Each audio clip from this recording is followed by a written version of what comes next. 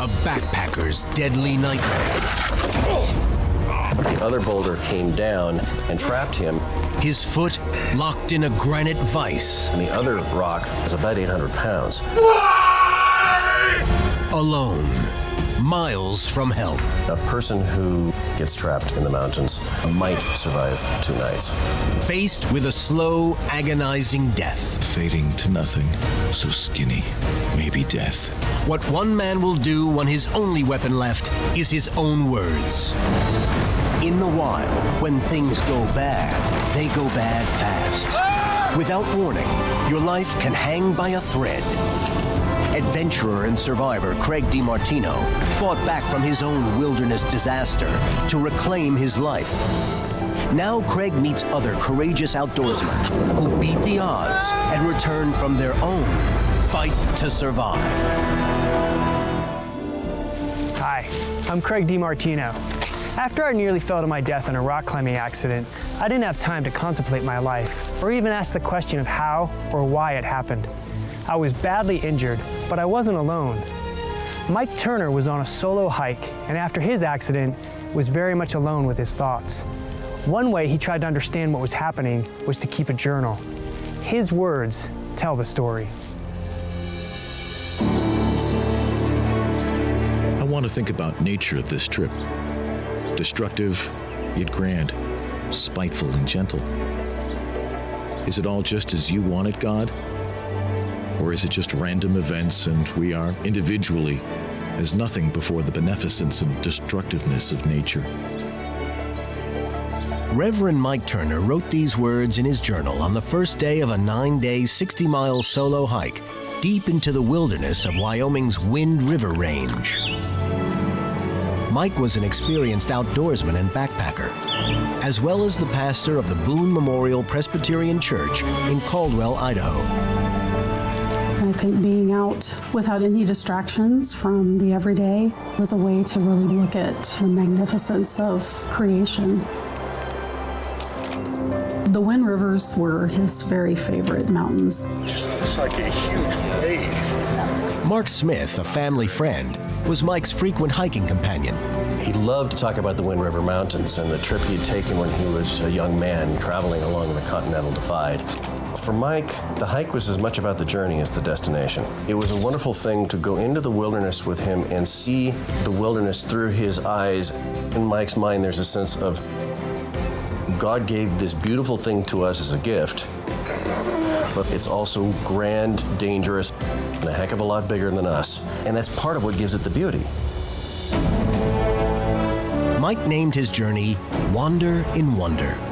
It included crossing the Continental Divide twice, traversing a glacier, and reaching 12,000-foot passes. He would then rendezvous with Mark's family, some other friends, and his own wife and kids. The plan that we set up was that he would go on his own, intentionally to be alone, intentionally to engage in a time of spiritual reflection, meditating, journaling, thinking over the past 10 years, and thinking about the possibilities for the next 10. Craig DiMartino will often leave his wife in the early morning hours to go off on a rock climb. On this August morning in 1998, Mike set out on his hike. Was it something you worried about when he left? We kissed and I said, oh, have a great time. Be safe. We will. Okay, bye-bye. Bye-bye. Come on.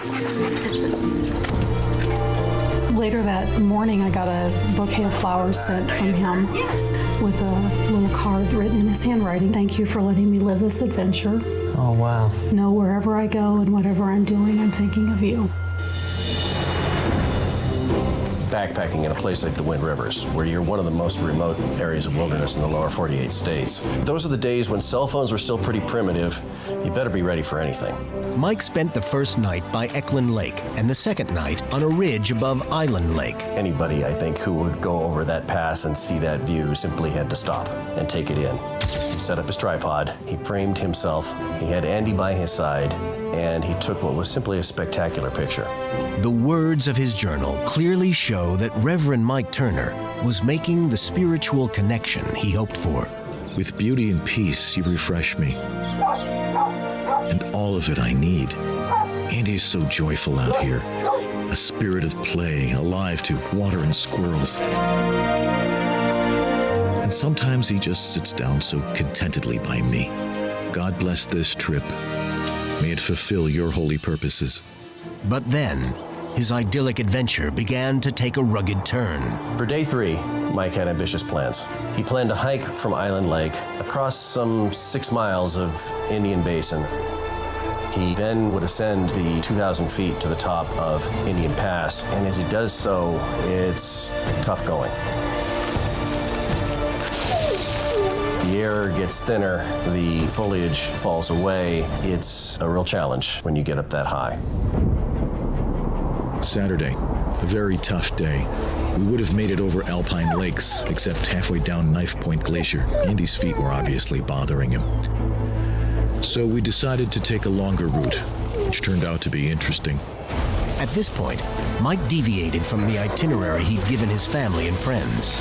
On the map, the alternative route that he took seemed very sensible. What he could not have known, taking that route, he ended up moving into an area where few hikers ever go.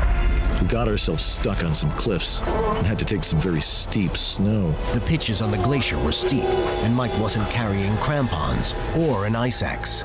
Mike and Andy finally reached a valley of beautiful wildflowers. Exhausted, they set up camp for the night. We worked hard today, faced danger and risk, played it safe though too, where wisdom called for. I will remember this day. Sunday for a pastor is a working day, so Mike and Andy hiked on, struggling through even more challenging terrain. The terrain was largely boulders. It was no simple matter. Then, Mike jumped from one unstable boulder to another.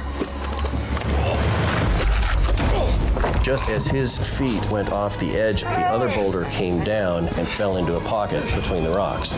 It just so happened that the shape of the 2 rocks where his legs were trapped him. They didn't injure his legs, but did create sort of granite shackles.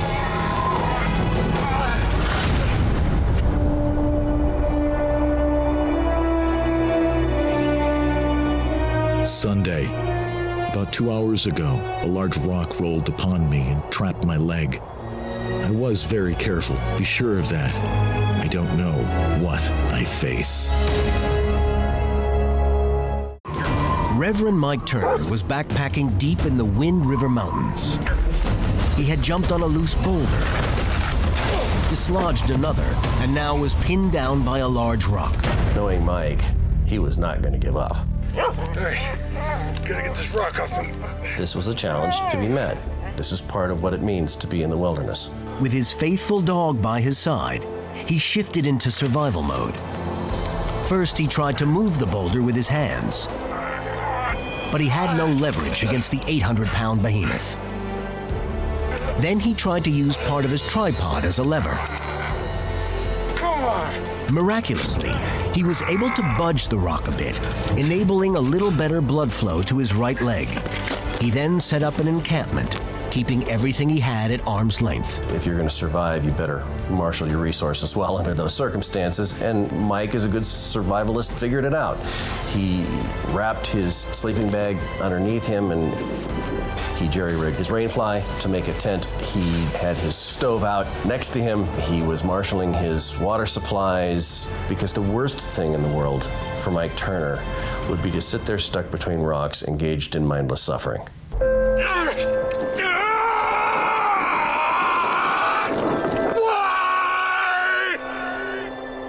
Where are you?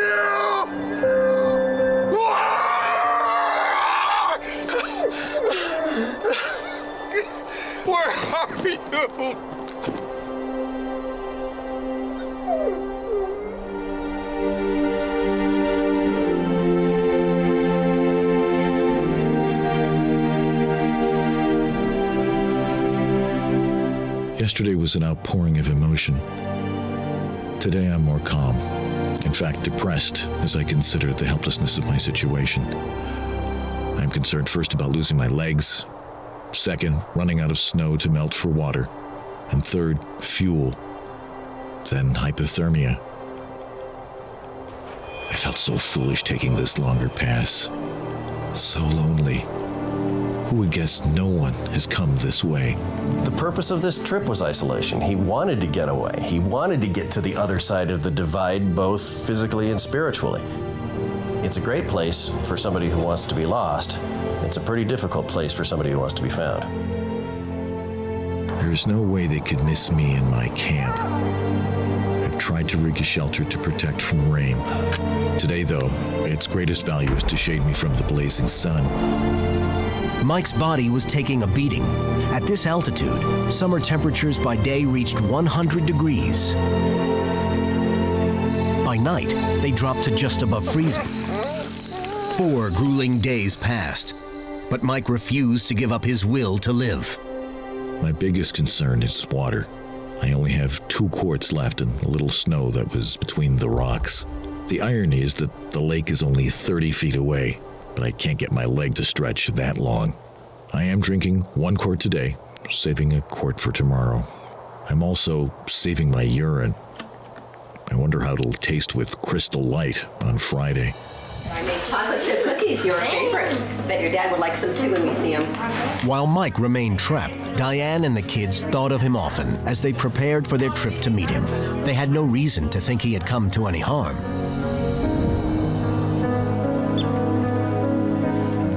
There are very practical matters involved when one's in a survival situation. Mike knew number 1 was keep warm, and number 2 was make sure you got water. With the last of his water gone, Mike tied a rope around his water bottle, along with a pair of pliers for weight. He tossed it out over the rocks, trying to reach the water 30 feet away. Hopefully, he could then pull it back in with some life-saving liquid.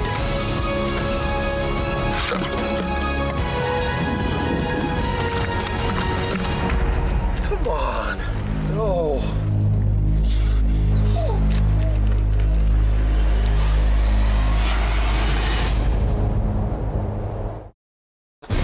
For 5 days, Reverend Mike Turner had been struggling to stay alive.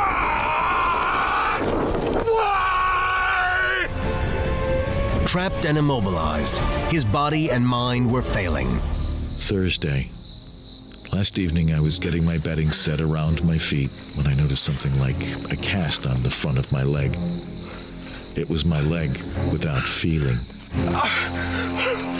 Why don't you care about me? Mike was a man of God, but he was also very human, scared and suffering. God is with me, but I'm angry with him. Why this terrible injustice? Or is it the product of pride? God is good. There's always hope in him, in this life and in the life to come. I hope this life, but whatever God desires is fine. Mike had called on every survival skill he could muster, but the trap was unyielding. His mind began to play tricks on him. Mike, we are right here. We're with you, Mike. Dad, it's Katie. I'm right here, Dad. I awake from a dream with a strong sense of Diane's and Katie's presence. Everything is going to be okay, Mike. Only it's just Andy. Mike had now been trapped for 6 days. No one was looking for him. No one had any reason to yet. On Saturday, Mike's family arrived at the campsite and joined the others in their group to wait for Mike's arrival. Hey, to see you. Yeah, you too. Hey, is Mike here yet? No, he's not here. He isn't.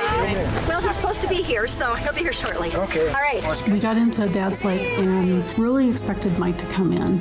Unlike most ministers I've ever known, Mike was always on time. The idea that Mike would miss a rendezvous was something that was hard to fathom. Not only that, it was kind of irritating. And every time we saw somebody coming down the trail, we hoped. Hey, Dad. He'll be along shortly. Come on.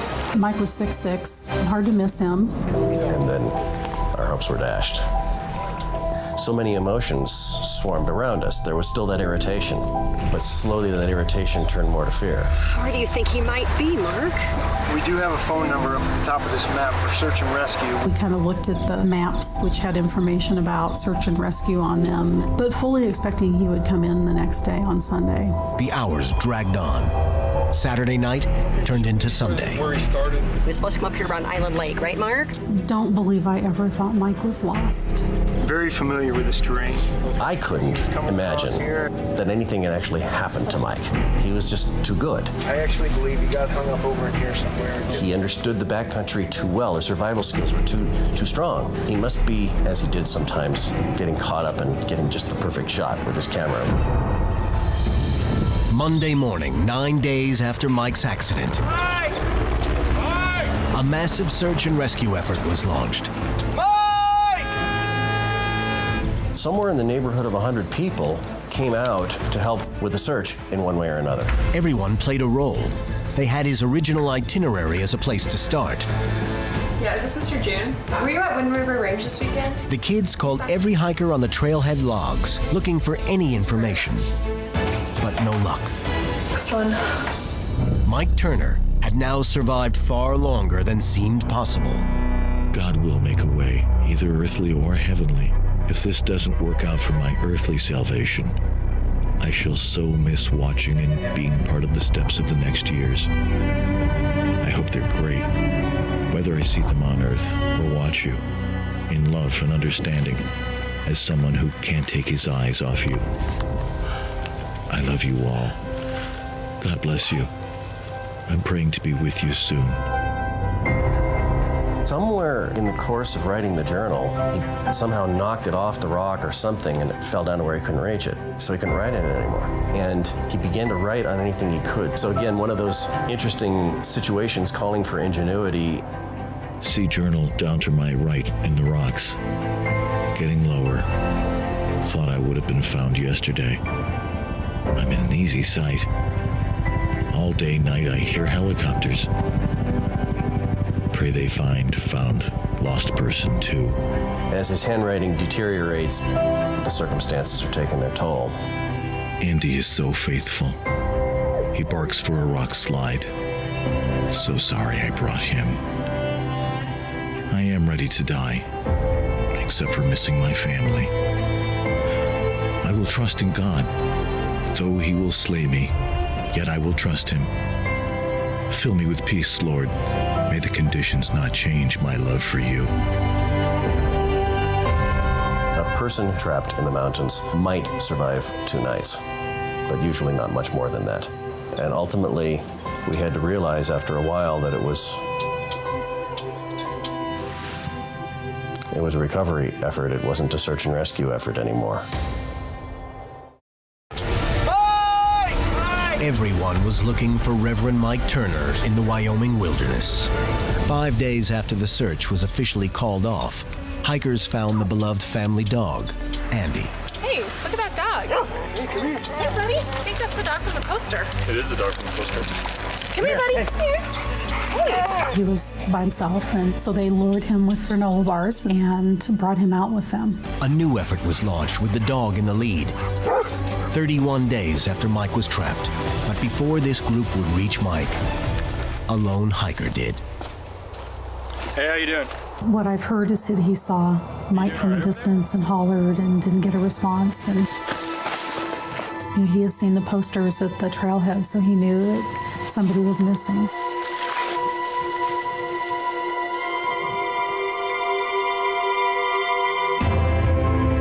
Mike's body was decomposed badly enough that we didn't have an option to bury him, so he was cremated. On the first-year anniversary of the day Mike was to complete his solo hike, his family and close friends gathered. Decided that we wanted to go scatter some of the ashes there because that was such a place of love for him. It was really special to carry Mike's ashes on my back. We went to this spectacular field of wildflowers on the edge of Island Lake. Sat in the meadow and had a service, and then at the end passed around a bag with Mike's ashes in it and spread them to the winds. I turned around and I saw this beautiful lake, beautiful young Katie Turner standing on the edge of the lake, pouring out of this plastic bag the ashes of her father strewing out in the wind.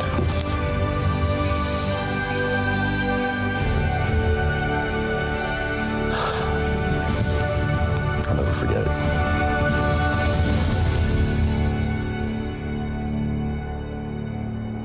Suffering does not have the last word.